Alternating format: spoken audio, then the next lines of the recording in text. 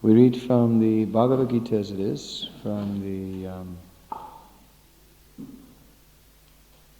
7th chapter, the 8th chapter, text number 7, Hare Krishna.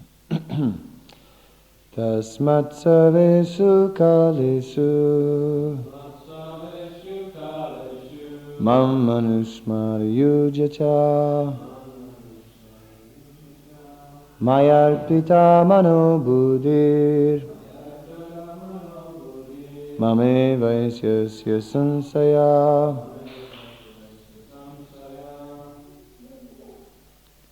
Quite good.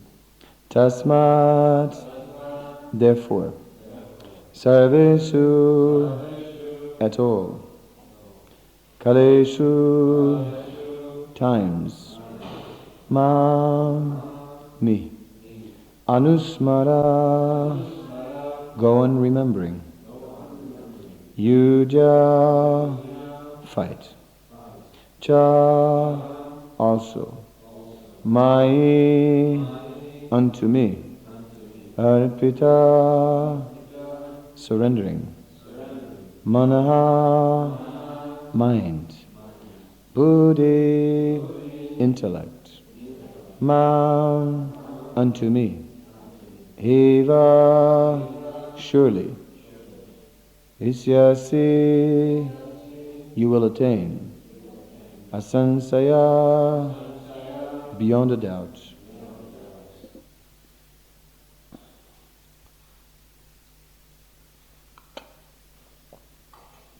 Translation.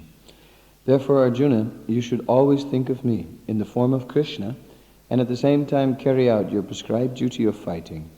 With your activities dedicated to me and your mind and intelligence fixed on me, you will attain me without doubt. Purport.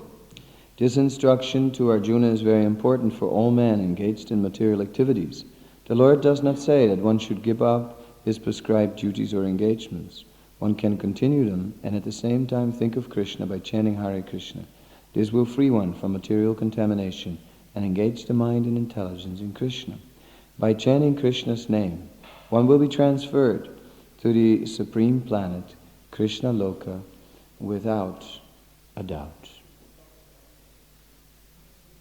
We see the description of the devotees of the Lord who are very active, who are for example, Hanuman is depicted as carrying the mountain for Lakshman, who had been shot and who was unconscious by some terrible astra, and only this particular herb called Mrityu Sajivani could revive him from practically near death, from this coma-like state he was in.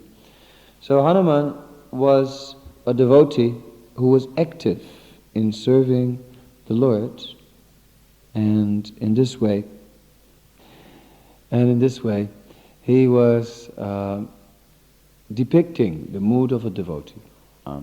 In the same way, Arjuna was fighting on the battlefield of Kurukshetra, and here he is recommended by Lord Krishna to continue to act according to his nature. So one must engage the talents that were given to him by the Supreme Lord in the service of the Lord, not that we deny our individuality. This is not a process of negation or a process of giving up one's activity and work in the world. Rather, Bhakti Yoga is very natural. It means purified activity. It means to eternally engage in the service of the Lord with whatever talents and one has according to his particular nature. So therefore, devotional service is very practical, and it is not at all required to do anything beyond that. We find that there are navalakshanam, or 9 qualities of devotional service. First of all, the process of sravanam, or Maharaj Pariksit is the devotee who attained perfection in that process. then the process of Kirtanam, and it was Sukadeva Goswami who attained perfection in that process by perfectly speaking the transcendental topics about the Supreme Lord. And Sukadeva was specially empowered for this purpose. And although other devotees that were in one sense senior to Sukadeva Goswami were also present, such as Sanatan Goswami, such as Vyasadeva, such as Narada Muni. These great personalities were the Param Guru, or the Grand Spiritual Master, and the direct spiritual master of Sukadeva Goswami. So even in the presence of his spiritual master and the spiritual master of his spiritual master, Sukadeva Goswami was meant to speak the Srimad Bhagavatam, because he was specifically empowered for the purpose of speaking the Bhagavatam in a very attractive way. Whereas Vyasadeva's particular mission was to write the Vedic literatures. And whereas Narada Muni's particular mission was to distribute bhakti everywhere, devotional service to the Supreme Lord, all throughout the universe. So each particular devotee had his own service and was performing it accordingly. So Sukadeva Goswami particularly was meant for this process of Kirtanam. And like that, all the various processes of devotional service were being performed by various devotees. If we look at the 6 Goswamis, then we also see that the 6 Goswamis were all pure devotees of the Supreme Lord, and they were all fully dedicated to the service of the Lord. Still, they each served the Lord in different ways. We see that Gopal Bhatta Goswami was known for reciting Srimad Bhagavatam. The way he was reciting Srimad Bhagavatam was very attractive, and he could recite the Bhagavatam in various meters, and he had different ways of chanting all the verses. And it was very attractive.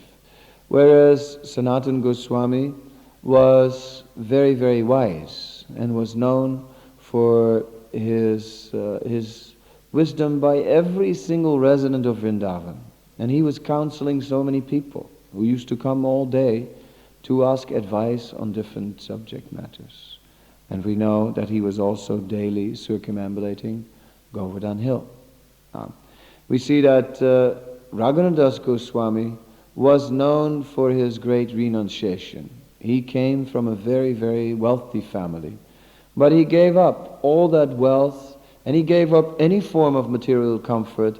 And in the Chaitanya Charitamrita, we see descriptions of how Raghunadas Goswami was begging alms at the Simhadwara, at the gate in Jagannath Puri of the Jagannath temple.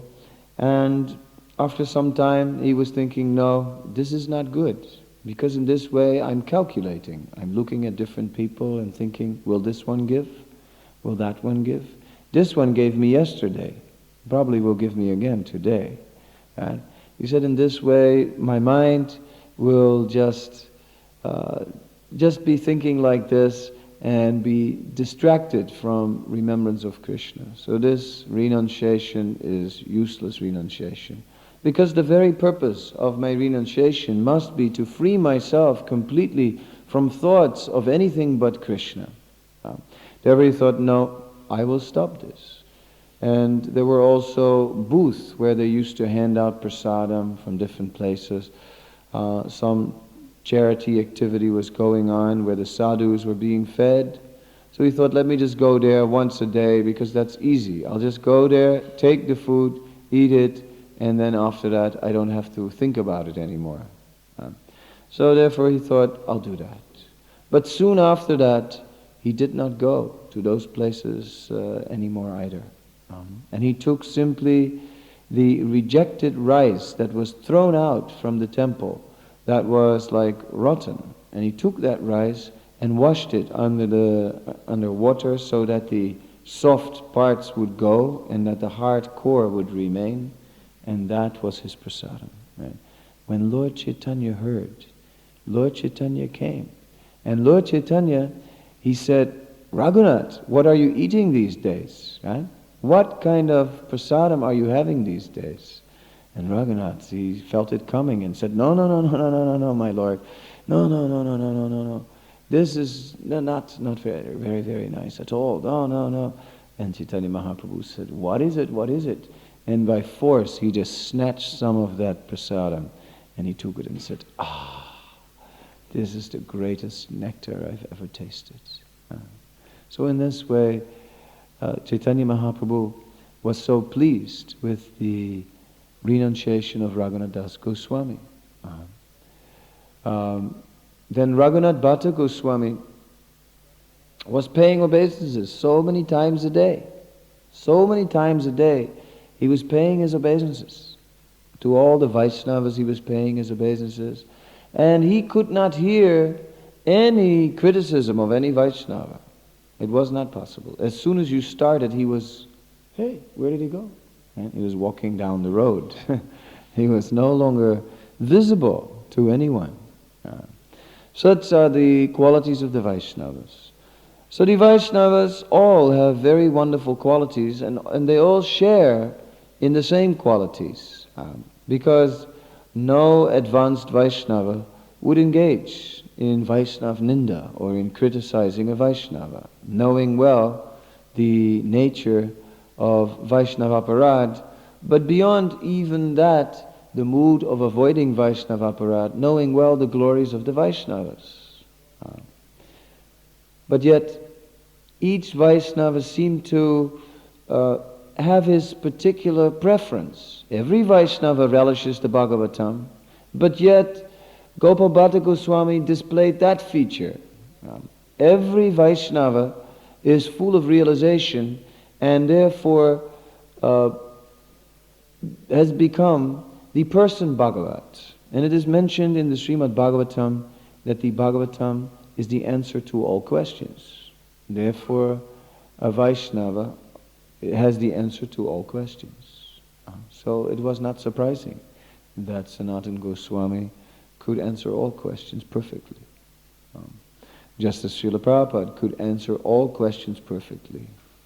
Just as the Srila Prabhupada somehow or other gave an answer that was perfect in the spiritual sense. That always was the perfect spiritual answer under all circumstances. Not necessarily that the Vaishnava, simply because he's a Vaishnava, will know all the intricacies of computers or other technicalities, right? And not that you can ask him any question on those subject matters, although he knows the essence of computers, obviously. Right? And if you ask him a question about computers, he'll give you a perfect answer. Whatever that may be, I will leave it for what it is now. But the point is that ultimately everything that a Vaishnava does is perfect, but we see that he maintains his personal nature. Therefore it is difficult to understand who is a Vaishnava. Because one may think, well, a Vaishnava, that is not so difficult. Trinadapi sunichena tarorapi sahisnuna amanina manadena kirtaniya sadari. He must be very humble. That is easy to see. So I'm just simply looking for that person whose hands are always folded, who is always bowing his head at everyone, and who is the most humble, who says, I am completely not qualified, who refuses any honor, who refuses any attention, and who does the most humble service. He is the topmost Vaishnava. It seems easy. Amongst Vaishnavas, he who takes the most humble position. But it's not so easy, because true humility is not so easily understood. And as one Vaishnava displays that particular quality of always taking the humble position, the other Vaishnava may take the position to roar like a lion, and utilize a powerful voice and penetrating eyes to pierce the heart of the conditioned souls and to cut down the pride of those who are falsely puffed up. So it is so difficult to understand who is a Vaishnava. One can only try to become a Vaishnava himself, and Krishna will guide from within, and the spiritual master will guide from without. The spiritual master offers the instructions from the parampara. As he has received them from his own spiritual master, applied them, and therefore realized them within his heart, he is constantly absorbed in these instructions of his spiritual master, and therefore passes them on to his disciple. And in that way, the spiritual master leaves us with many instructions, but then again, it is not so easy. Once Srila Bhaktisiddhanta made a statement, said, I do not have any disciples, because who is following my instructions? Yes. So we understand, I don't know when he made this statement, but I heard he made this statement. So the point is well taken, that in order to be the disciple, one must really take these instructions and carry them on his head. Take the instructions of the spiritual masters like great jewels, like great treasures, like very, very valuable. Something that one practically worships, just as we are worshipping the Shilas of the Lord. We worship the instructions. The instructions of the spiritual master are worshipable, but as everything, after a while, it loses its freshness, and they begin to accumulate dust. They begin to accumulate dust, and the original glory is no longer manifest. And at that point, we become dry. So this happens all the time. So one must, in the beginning stages of following the instructions of a spiritual master, constantly dust the diamonds. Constantly one must dust the diamonds, because again and again one notices that dust is accumulating again and again. So this dusting of the diamonds is the constant endeavor to renew one's commitment to the instructions of the spiritual master. Just the promise to chant 16 rounds alone is a great challenge and a great task. So one person may be very focused on this aspect of devotional service, and he may become like the personification of Guru Das, right? He's Guru Das personified. He's always speaking about the glories of his spiritual master, always absorbed in trying to serve his spiritual master. That is his meditation. Right? Another person may be absorbed in the mission. Right? He may be absorbed in how can I spread this Krishna consciousness? And he's always eager to knock on every door, to go everywhere, and to somehow or other introduce people to Krishna consciousness, guide people in Krishna consciousness, always associate with people on the basis of Krishna consciousness. Such a person is also automatically pleasing his spiritual master. Although his meditation is not like, how am I pleasing my spiritual master, my spiritual master, my spiritual master. Of course, he naturally thinks of his spiritual master, but also he's thinking, how am I going to preach? How am I going to deliver these conditioned souls? And his mind ticks over in this way. So, both of the disciples are fully dedicated to the spiritual master, but yet the meditation is slightly different. Slightly different. So in this way, there are so many types of meditation. And and these kinds of meditation are meant to be varied and individual. And in due course of time, they naturally begin to manifest. We see one person, he just gets so absorbed in scriptures, he learns so many verses, right? And he spends hours and hours in going deep into the scriptures, learning the verses and learning the purports and the contexts in which they come. He takes the verse, he knows each word, can present it on the basis of the meaning of each word. Subsequently, he knows in what context they were spoken in the Shastra. Sometimes he knows strings of verses wherein the logic of a particular philosophical point is described. And in this way, he establishes tattva. And his contribution is to deliver the conclusions of the scripture. Again, another one is simply very devotional in mood. Right?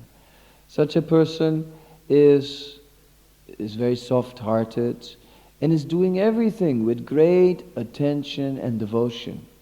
And his devotion is very inspiring in that way to others.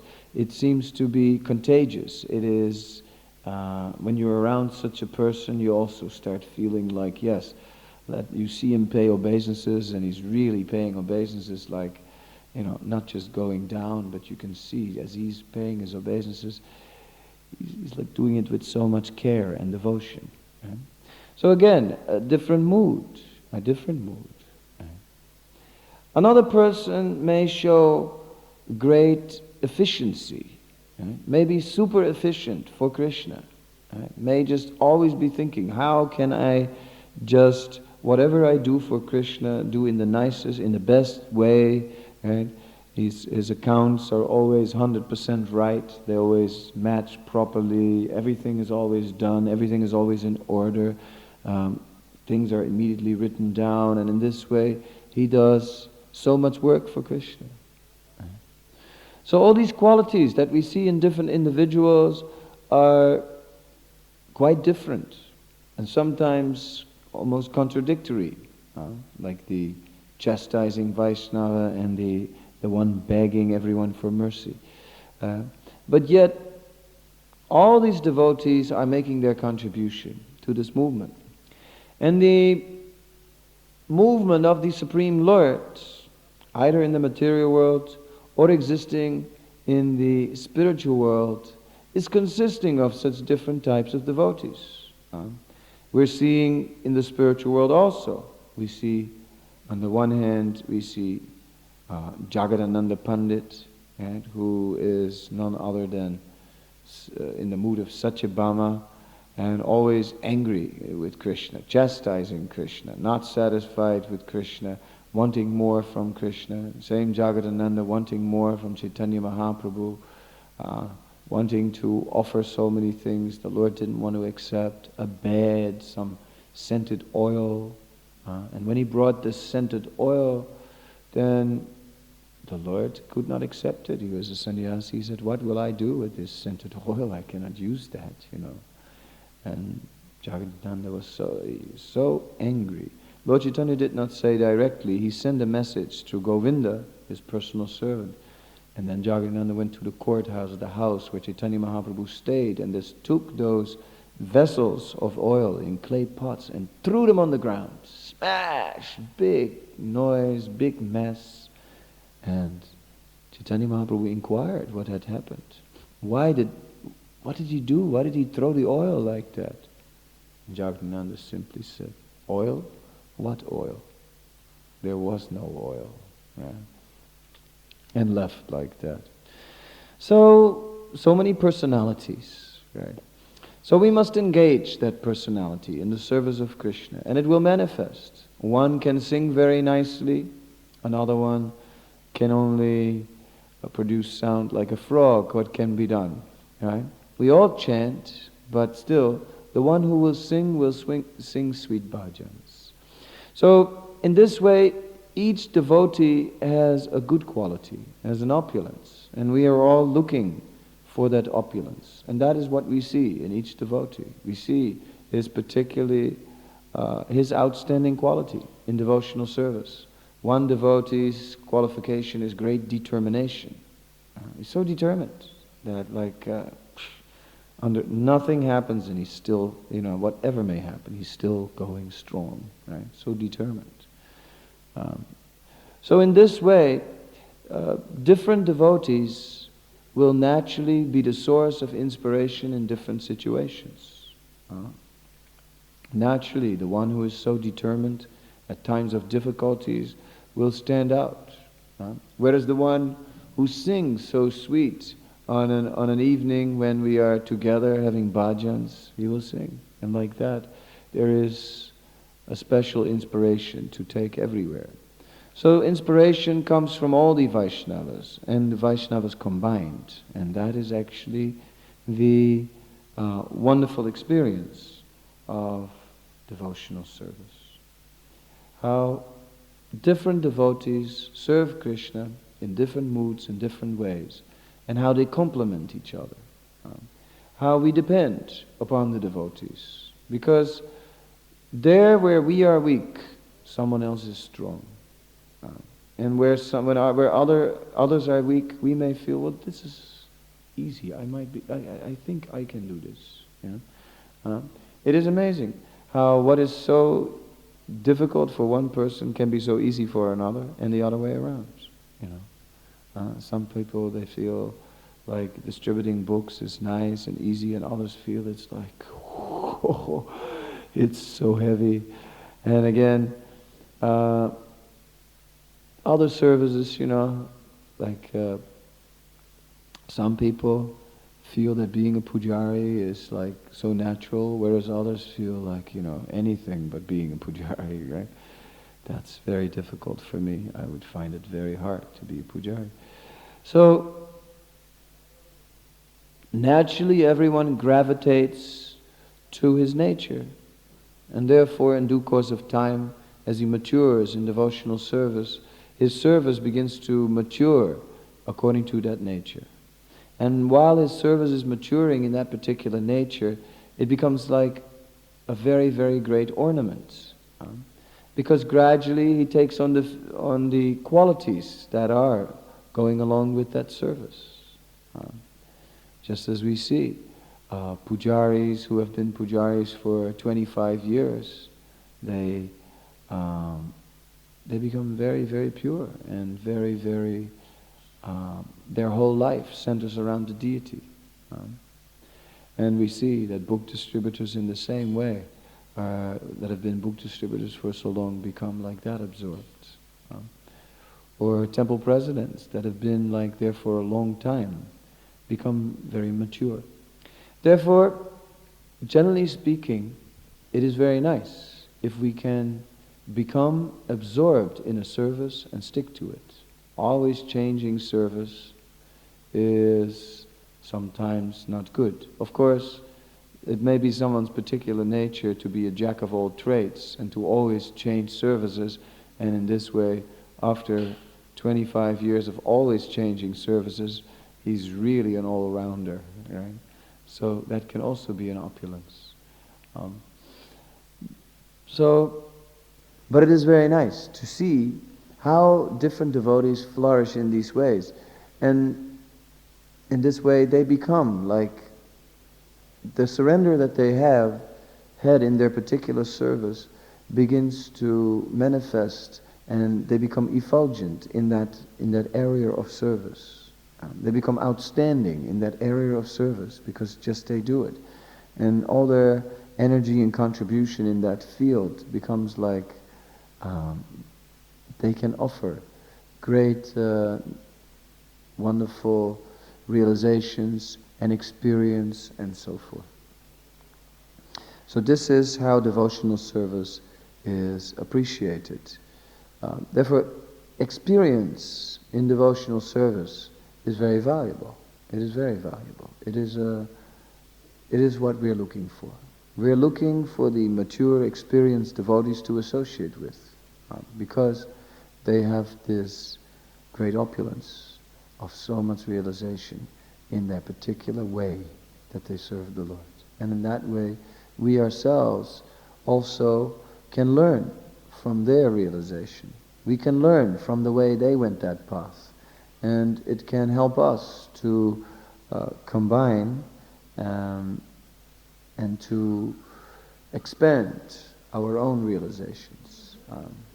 So in this way, Vaishnavas take advantage of each other's association, of each other's realizations, because each has been serving in his own particular way.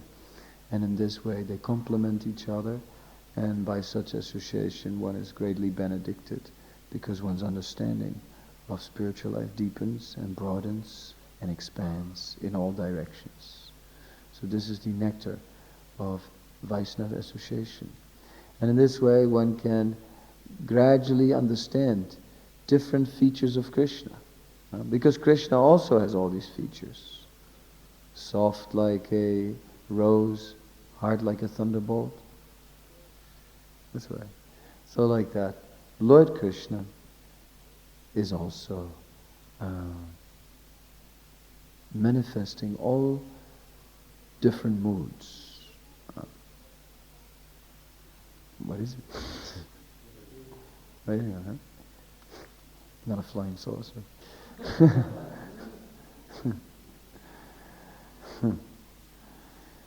All right. So I'll end if there's any questions. And I'll try and answer. Sometimes the body don't seem to know or are able to find the quality which is in them.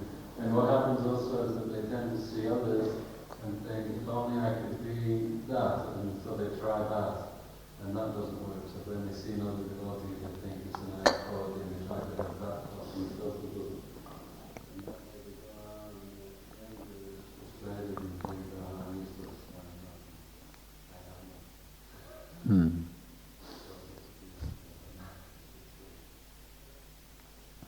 Well, it's devotional. Spiritual life is not that we join the temple and then you get the menu card, and there's the menu card and all the types of devotional service are on there. And you think, well, let me begin with a little bit of soup, like something light, a little cleaning service, and now let me add the main dish of the day, some responsibility in devotional service. Then let me add a little sweet also, right? Some special service for the deities, and now I got a perfect meal here in my spiritual life, right? And I'm selecting like that. And then you select this and that. Well, that opportunity may be there sometimes, but generally speaking, the first service is the given service. The first service that we are doing, our primary service is given to us. We're just simply asked if we can do something. Right? Of course, along the lines, different desires begin to develop. Right?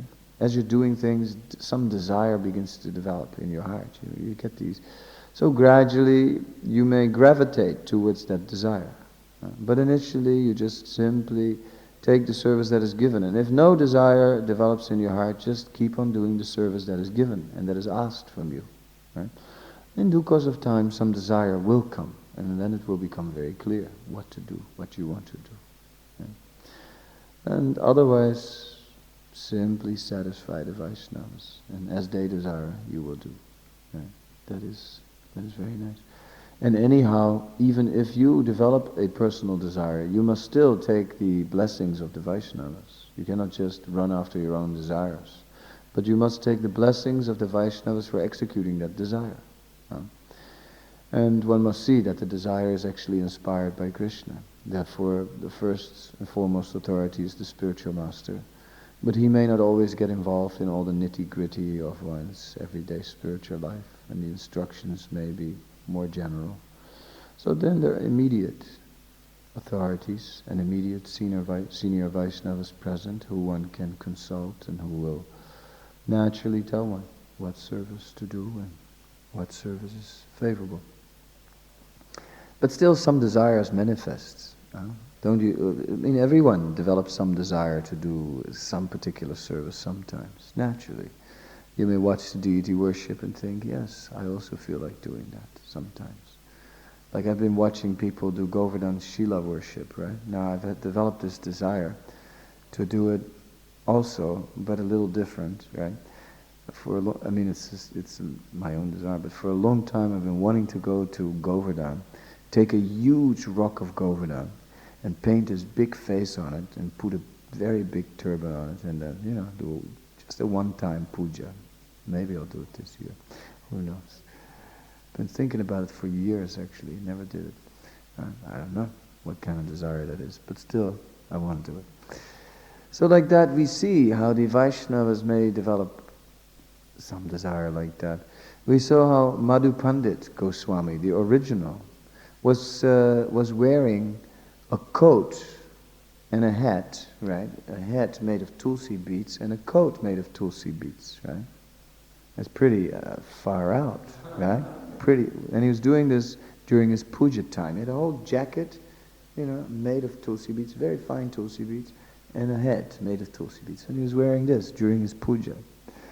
So we see how different desires can develop in various ways, and we see how the previous acharyas were going so deep in their devotional service that they were just becoming oblivious to externals, and just he had this intimate relationship with Tulsi, and therefore he dressed himself in Tulsi.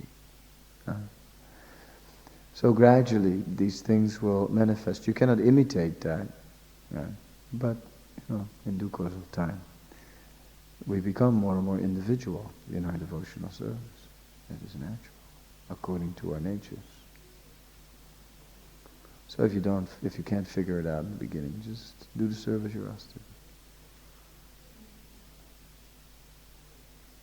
Any other? Yes. You were saying how different devotees have different qualities, and sometimes I think how certain devotees have a particular quality, they focus on this, and they are totally developed, and then the other area, if the authorities allow that, then it's all right. If that is sanctioned by the authorities, then it is fine. It just has to be sanctioned, that is all. And one cannot just say, my quality, my desire, my nature has to come first. And no, first is the desire of the spiritual master and of the Vaishnavas in general. Right? So one pleases them, and thus one tries to oblige the Vaishnavas, but ultimately, if the Vaishnavas give the blessings, then it's very nice. Because naturally, if you have, naturally you desire to work according to your ability. So if you're good at something, and you can do it very nice, you can make a very nice offering to Krishna. So why would we make you do something that you're terrible at? Yeah? Obviously, the one who cooks well goes in the kitchen, and the one who is always in time and punctual can do the deity worship, whereas one who's always late and spaced out and messy and sloppy, and who cannot even dress himself, like me, will never be allowed to do deity worship. I was terrible. The only time I've been a pujari a little bit was here for 3 months, but I used to fall asleep in the last arti, I confess. And throughout my whole spiritual life, the only time I ever dressed deities was when there was absolutely nobody else, when the pujari had either a heart attack or, something, an accident, and then there was no one else, and then I did it. And it was terrible every time. So, I've given up for now, in this life, I guess. I'm afraid I'm not cut out for that. So what to do? Different people are cut out for different things. Right? And so in due course of time, it's natural that you drift towards those things that come natural, that you're good at. In the beginning, everyone distributes books, right? But then in due course of time, some people continue, some go in other direction. Naturally, the ones who distribute lots of books, they continue, generally speaking, right? And the guys who used to distribute 3 books a day, right? They give up after some time. They go and try something else, Maybe they get into a computer. I don't know what they'll do. But it's natural that they look for something else. So propensities are there and are recognized and are not meant to be ignored. But it says that even if one is deprived of one's occupation, that still he should keep himself safe on the spiritual platform. Actually, the verse has a few other things. It says, if one is spat upon, beaten, urinated upon, or mistreated or deprived of one's occupation, still one should keep himself safe on the spiritual platform. So that comes first. So even whatever you do, Krishna's mercy, do it as good as I can. And that is our movement, right? And somehow or other, yogaksema vahami-aham, that Krishna empowers his devotees. And we have noticed it. Can you cook the breakfast today? Well, I can't cook. That's all right, just cook the breakfast. But, well, I'll show you, Here's the sabji. Yes. Oh, yes. You just cut it up. See, like this. Yeah, there are the spices. Don't put too much. And, okay, here's the stuff. Oh, thanks. Okay, it's got to be ready by this time. There you go, right? You're the cook, 1 week later, you're in charge of the kitchen, right? You're the head of the kitchen. Things have developed like that in our movement. And yogaksema vahami-aham. You become empowered by Krishna. He will give us the strength by which we can do it. He'll make up for our shortfalls. So what can we say? If the desire is to please Krishna, you can even do things for which you have absolutely no doubt. Right? So who knows what hidden abilities Krishna will manifest in us in the future. Yes.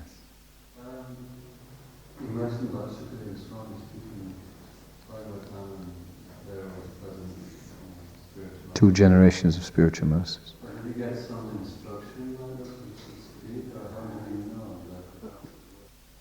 Well, Sukadeva Goswami, Narada Muni, and Vyasadeva were all 3 on one line in that regards. Although in the disciplic succession, they were in 3 different positions, right, as Param Guru, Guru, and disciple. They were all Mahabhagavats, obviously. They were all on the topmost platform of pure devotional service, therefore directly in contact with Krishna. So they were completely steered and inspired by Krishna. Therefore Sukadeva Goswami, as soon as he came out of the womb, his direction was clear. He was completely directed by the Supreme Lord and just went to the Ganges where Maharaj Pariksit was waiting. It wasn't that he had to be told, and then you go left, and then after the 3rd hill there's a turn off, and don't miss that because otherwise you get terribly lost, right? And so forth, and that he was like trying to figure out the map and all these problems, right? Finally, after lots of trouble he reached Pariksit Maharaj. No, he was just directed there by the Supreme Personality of Godhead. But Vyasadeva was equally in contact with the Supreme Lord, and Narada Muni was equally in contact with the Supreme Lord. So amongst them there was obviously the understanding. It was clear what the role of Sukadeva was to be. The others, they could immediately understand. Right? And of course they were present there, and they were listening to the disciples speak. But that did not mean that they were not recognized by Sukadeva Goswami as Guru and Param Guru. Because when Sukadeva Goswami appeared in the assembly of the sages, Narada Muni and Vyasadeva were already there. And all the sages stood up to offer respect to Sukadeva Goswami. But Narada and Vyas, they remained seated. Right? Naturally. And Sukadeva Goswami also offered due respect to different sages. So he offered due respect to his spiritual master, and so forth. But then when he spoke, he sat on the elevated seat, right, before his spiritual master. Right. So that can be that we see that when one is actually speaking the Bhagavad, that at that time He's the representative of Krishna and therefore may be seated on the elevated seat at that point in time, even above his spiritual master, although naturally he always remains subordinate to his spiritual master. So the intricacies of the relationship between Guru and disciple are very fine, but Sukadeva Goswami had no difficulties in figuring out these intricacies because he was dictated from within by the Supreme Personality of Godhead. And equally so, his spiritual masters were dictated. Any other questions?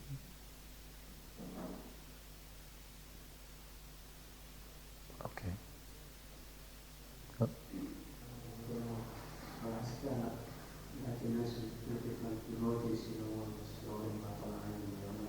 Yeah.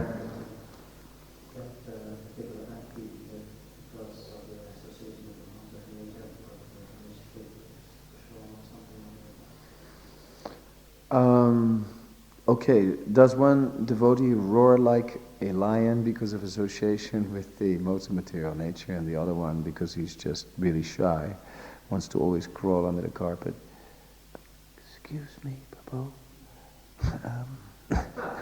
Could I maybe, like that?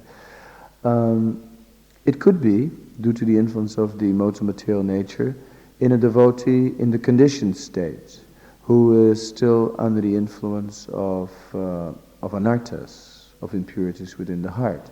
So therefore, what appears to be humility could be actually just mundane fear, right? Could be an inferiority complex, right?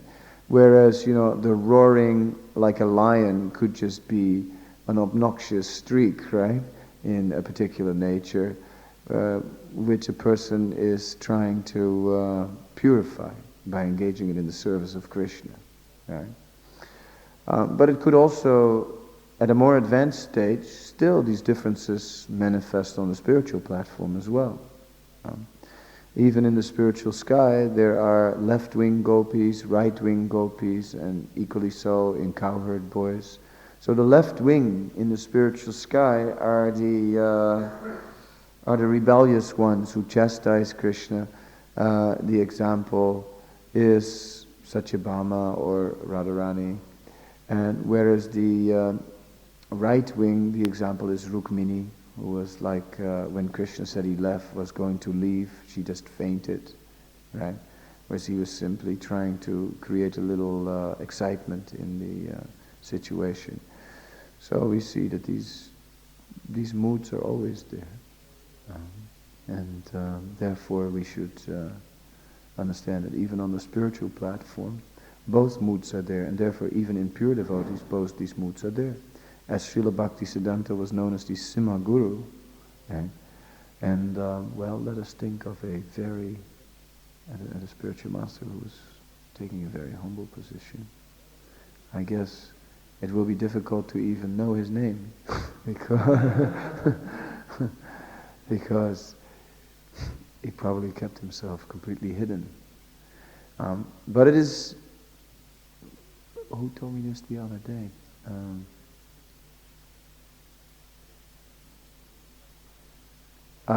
I think that, anyway, there were, in the writings yes, I remember it now. Rupa Goswami's verses in the Bhakti Rasamrita Sindhu, I heard that many of the verses that are attributed to Rupa Goswami were actually not written by Rupa Goswami, but that they were written by other Vaishnavas who simply never put their name, and Rupa Goswami just collected also many verses. Not that he didn't compose many verses, obviously he composed many, many verses, but he also collected some verses of anonymous Vaishnavas who just simply offered their services. And then Rupa Goswami compiled it, which was he was empowered for that particular purpose. So like that, an example of great humility, how a Vaishnava may contribute without taking any credit. So like that, different personalities inspired by Krishna in different ways. Ultimately, on the spiritual platform, it comes to inspiration.